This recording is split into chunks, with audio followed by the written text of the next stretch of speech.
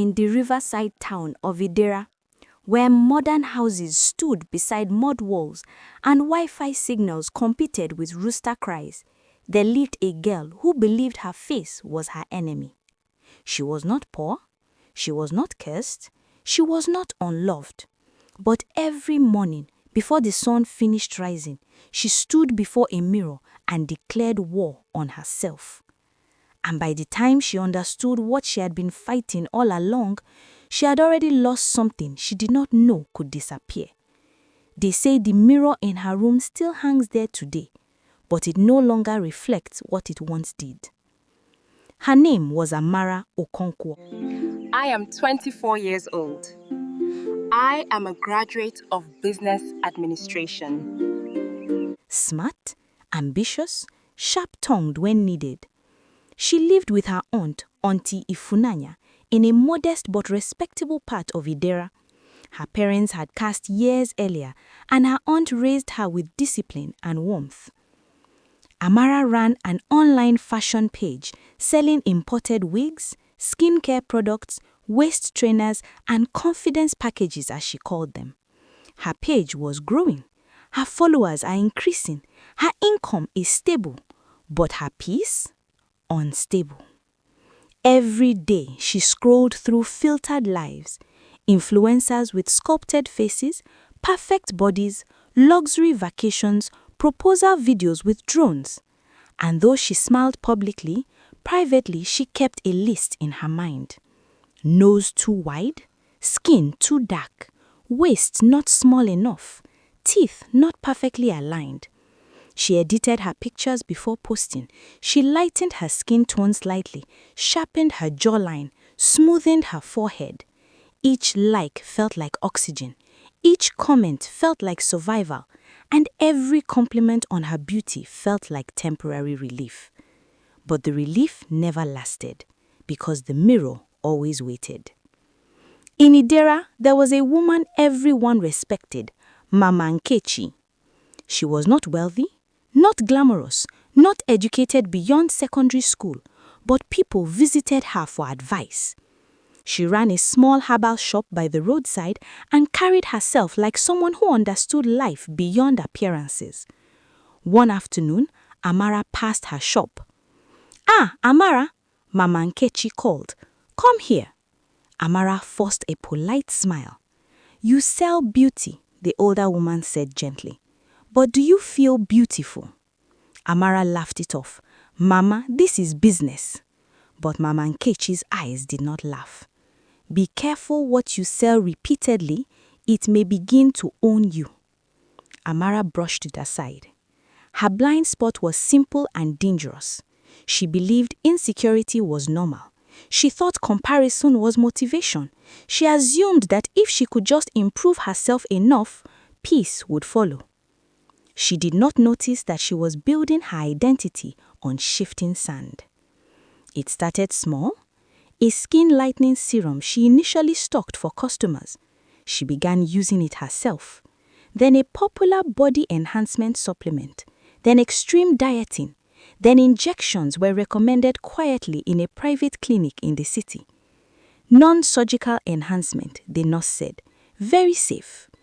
The first time she looked at herself after subtle changes, she felt powerful.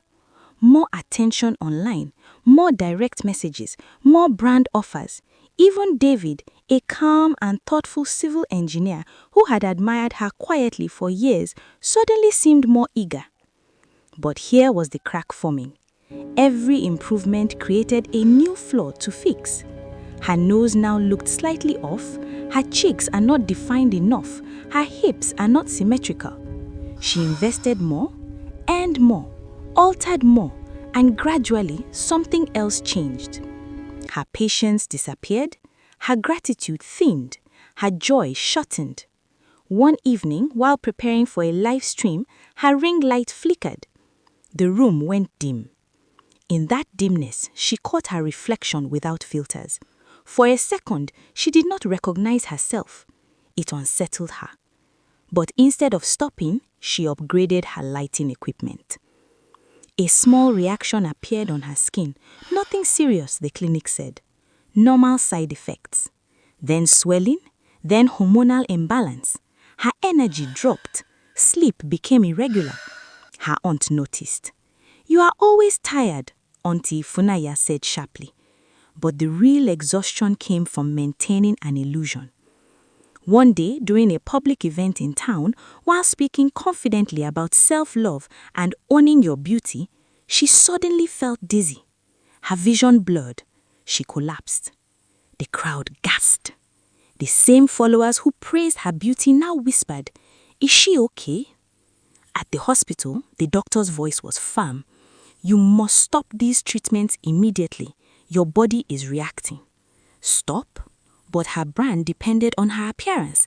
Her relevance depended on perfection. Who would she be without enhancement? That question frightened her more than the diagnosis. Recovery forced stillness. No makeup, no filters, no live streams. For weeks, she stayed indoors.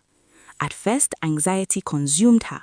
Followers dropped, engagement reduced, competitors advanced.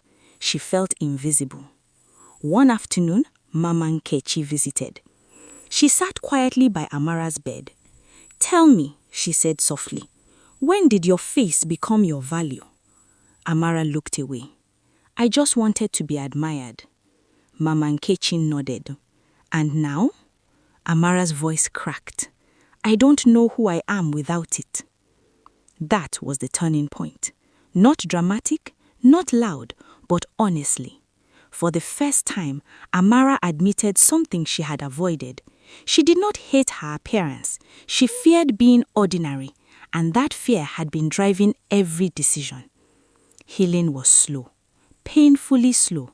She stopped enhancement treatments, allowed her body to gradually rebalance, allowed her body to recover naturally. She lost some partnerships, lost some admirers, lost some applause. But something unexpected happened.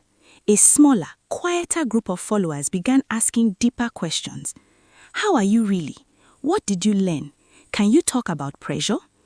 At first, she resisted sharing vulnerability. But one evening, without heavy editing, she went live. No filters, no brightening tools, just her. "I built my confidence on other people's approval, and when approval shifted, I shifted with it." The silence in the comment section was long. Then, hearts, encouragement, stories from others struggling silently. For the first time, her platform felt real. David visited one evening and said something simple. "I liked you before the changes. I respect you now." That difference mattered. Amara slowly rebranded her page. Less perfection, more authenticity, more conversations about pressure, comparison, and identity. Income reduced initially, but stability increased. Peace returned gradually, not magically. Some days she still battled insecurity, but now she recognized it instead of obeying it. And recognition is the beginning of mastery. Years later, when young girls in Idera struggled with comparison, they visited Amara. Not for whitening cream, not for shaping injections, but for conversations. Her mirror still hung in her room, but now she did not fight it. She used it to check alignment, not worth. And if you visit Idera today, they will tell you, she once tried to perfect her reflection, but she nearly erased herself instead. And the lesson she carries like quiet jewelry is this: if you build your identity on admiration, you will collapse under criticism.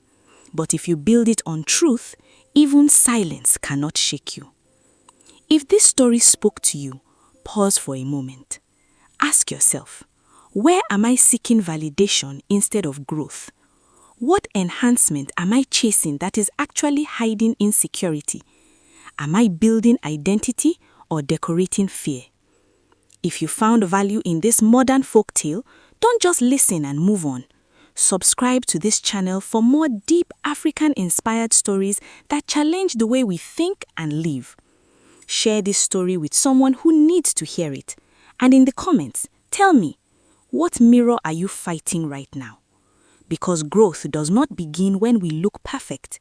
It begins when we look honestly. Until the next story, stay reflective, stay grounded, and remember, not every upgrade is progress.